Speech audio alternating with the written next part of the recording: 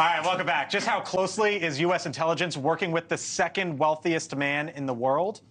Well, Reuters is now citing a handful of sources who say Elon Musk's space company, SpaceX, is building a network of spy satellites in a deal worth $1.8 billion. Now, Reuters reports that SpaceX signed that deal with the National Reconnaissance Office in 2021.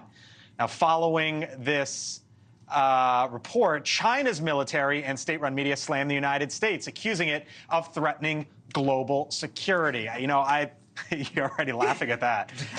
Denise is already laughing at that. But, you know, when I saw this over the weekend, and this broke Saturday morning, and I was like, oh, my gosh.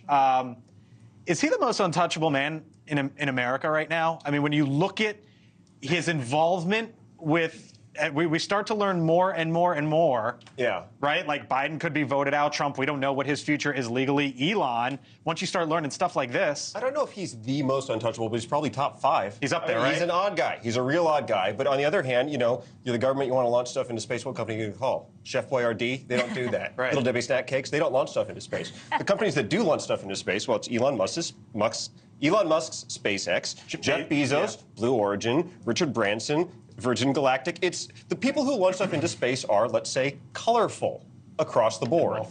And wealthy. Yes. It makes him powerful. He's not more powerful than the federal government because they make I don't know how you define untouchable, but he's got a lot of secrets. He got a lot of secrets and a lot of power, and the federal government is giving him that power because he does it better than the federal government. Do you worry about him having all of this sway, I guess? And yeah, we don't know, to be fair, we don't know his involvement in this. Again, this is just a Reuters report about a deal that was signed. Yeah. But I mean, you look at Starlink, right? Some 5,500 satellites up there. That's another company. Yeah, the good news is he's not responding, so it's not like there's a leak or anything yet. Well, but I think I get concerned whenever our government isn't leading the way that I see other governments leading. And when I saw the response from China, I was thinking the enemy of my enemy is my friend. And so now I'm thinking, how many Democrats are going to go rush to support Elon because the Chinese said it, you know? But at the end of the day, I think this is a basic supply and demand issue. If he's got it and we need it, we have no alternatives. Maybe we should be investing, being more careful about how we spend our taxpayer dollars and really focusing on getting that edge ourselves instead of relying on private citizens, which I think is kind of dangerous. Okay, now I think private enterprise and private industry are the most innovative. They are.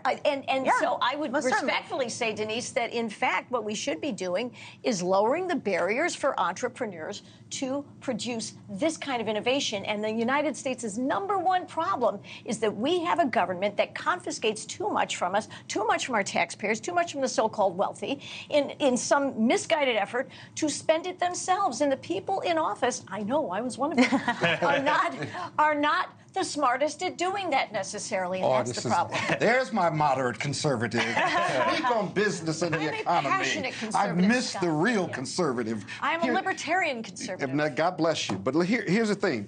You got an issue, as a Democrat, you have an issue with Elon? Is that where you're going? I'm going to tell you that let's not miss the link between this story and the story we did 2 weeks ago with the whole Russian piece and the information that was disclosed on the Hill about 2 weeks ago. This, in my opinion, is a response to that. Direct response to this, and why the head of Intelligence Committee raised such a stink about it. They've got to have this because Russia and China are probably doing the same thing. It's a guess. I could be wrong, but I doubt it. I'm telling you, there's many layers to it, but.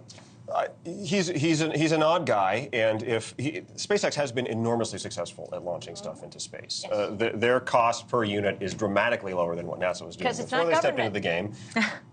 The results are what they are. He remains a weird guy. If the government would like alternatives to this admittedly odd guy, they should start developing them soon. So Reuters reports the satellites can track targets on the ground and share that data with U.S. intelligence and military officials. The sources said roughly a dozen prototypes have been launched since 2020 among other satellites on SpaceX's Falcon 9 rockets, 3 of the sources said. Fantastic. That from Reuters over the weekend. All right. Thank you for watching, and make sure you go to joinnn.com to find NewsNation on your television provider.